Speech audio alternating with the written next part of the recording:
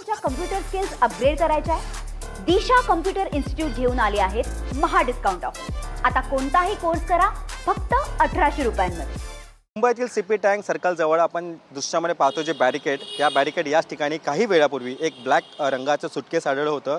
मात्र येथील नागरिकांनी तत्काळ पोलिसांना या सुटकेसची माहिती दिली। त्यानंतर या ठिकाणी येथील जे पोलीस आहेत ते पोलीस आले आणि ते बॉम्ब शोधक पथक हे देखील या ठिकाणी आलं होतं। मात्र 40 मिनिटांनंतर जे सुटकेस आहे ते सुटकेस त्याची तपासणी केली असता त्या सुटकेसमध्ये काहीच नव्हतं। मात्र येथे आजूबाजूला आपण पाहतो की नागरी वस्ती देखील आहे। या नागरी वस्तीमध्ये सध्या भीतीचं वातावरण निर्माण झालं होतं। मात्र आपण पाहतोय की या टोकापासून ते त्या टोकापर्यंत या दोन्ही ठिकाणी पोलिसांनी बॅरिकेड लावलं होतं। हा रस्ता देखील बंद केला होता। मात्र बॉम्ब शोधकाच्या अथक प्रयत्नानंतर हा जे सुटकेस आहे ते सुटकेस ओपन करण्यात आला। मात्र या सुटकेसमध्ये काहीच नव्हतं। त्यानंतर येथील नागरिक आहे यांनी जे यांच्या मनामध्ये जी भीती निर्माण झाली होती ती भीती नंतर नाहीशी झाली। मात्र या सुटकेसमध्ये काही होतं का यामुळे नागरिकांमध्ये भीती होती। मात्र बॉम्ब शोधक पथकाने ते सुटकेस उघडल्यानंतर त्या सुटकेसमध्ये काहीच आढळलं नाही। त्यानंतर नागरिकांमध्ये आनंदाचं वातावरण निर्माण झालं आणि आनंदाचं वातावरण निर्माण झालं व तसंच नागरिकांनी जल्लोष देखील साजरा केला, टाळ्या वाजवत बॉम्ब शोधक पथक असेल किंवा पोलीस असेल यांचे देखील आभार व्यक्त केले। मात्र अचानक सुटकेस आढळल्याने काही वेळापूर्वी या ठिकाणी गोंधळ निर्माण झाला होता। मात्र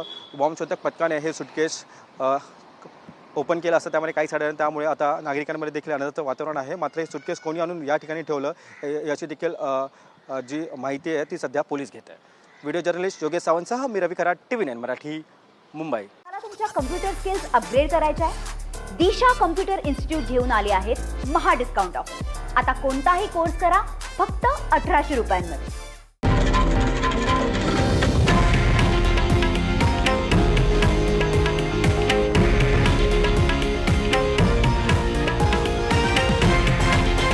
हे आहे देशातील नंबर 1 न्यूज नेटवर्क आणि आपण पाहत आहात TV9 मराठी, एकमेव।